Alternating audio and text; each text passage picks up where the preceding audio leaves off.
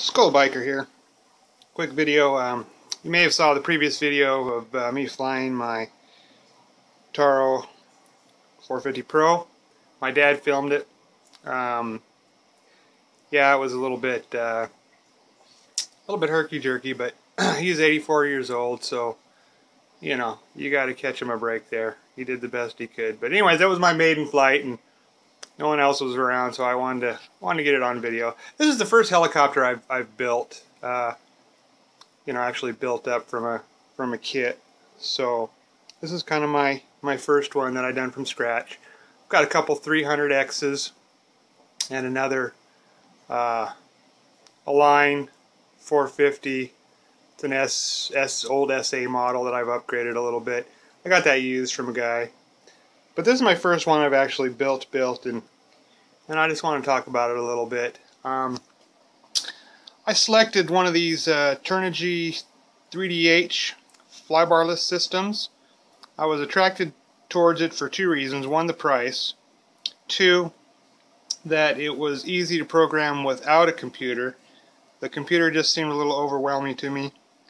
After a little research and looking at some of the others, I guess doing a computer setup wouldn't be that bad. In fact, it'd probably be even a little easier, but it was kind of intimidating to me. So I selected this, and it programmed just like a Beast X. All the parameters and settings are all the same that's on my Beast X that are on my 300s. So I was a little bit familiar with it, and so that's another reason why I selected it.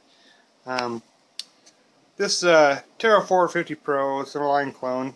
I like it. I selected a orange box receiver. This is their new receiver, their 6-channel receiver. This is a full range. You'll notice how long the antenna is there. This is their full range receiver.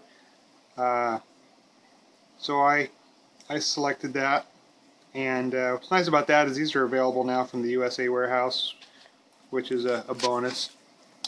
I also selected the YEP 45 amp speed control, and it's kind of designed specifically for helicopters. I got this through the USA warehouse as well. It has a programming card that was unavailable. It was back ordered, but it's supposedly programmable through your transmitter. It didn't come with any instructions, so I had to download some instructions, and the instructions are less than clear, but with a little bit of deciphering, it actually wasn't too hard to select a couple of the parameters that I wanted. Some of the parameters are unavailable unless you do have the programming card, so take note of that. I wasn't really aware of how big this speed control was. It doesn't really fit in the location that this helicopter is intended to put the speed control, which is underneath the battery tray in the front. So I had to strap to the side. It makes kind of an ugly bundled wiring situation, but it is what it is. I selected the Turnigy S306 for the tail servo, all digital servo. Seems to work pretty good. I made a little metal plate adapter out of a little piece of sheet aluminum, because the factory mount calls for a larger servo. So this mini servo required an adapter. You can buy an adapter, carbon fiber adapter with aluminum case instead of the plastic, which is nice, but I built this out of stuff I had on hand. Works out really good. Good tail servo.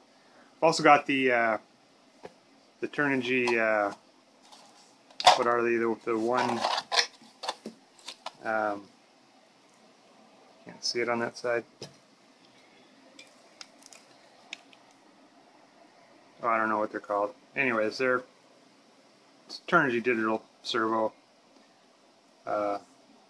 Works good in here. There's one here, two here. Got my wiring coming under here. Doesn't seem to be too much of an issue. Doesn't get in the way there. But it's kind of an ugly setup. I really wish I could have packed stuff under here. Maybe later I'll change out the speed control, get one a little bit smaller that'll fit in there, be a little bit better. I wanted to talk about how in flight I get an occasional kind of a head oscillation, and I don't know if that could be dialed out with some of these indicators here or not.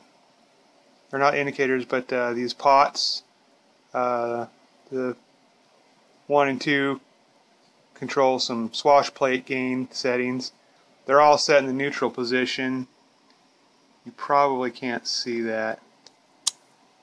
I don't know if that helps or not. Yeah, you can see that a little better now. So anyways, if anybody has any experience with this, that would be great. Overall, it seems to fly really good. Still getting used to it a little bit, so that's my setup. Anybody has any suggestions on settings for this unit, that would be welcome advice. I know it's supposedly the same as the HB800. Whoever makes that, I don't know too much about it. But and it's kind of like a Beast X version 1, I guess, from what everyone says on the internet. So far it's working good. I've got 4 flights on it.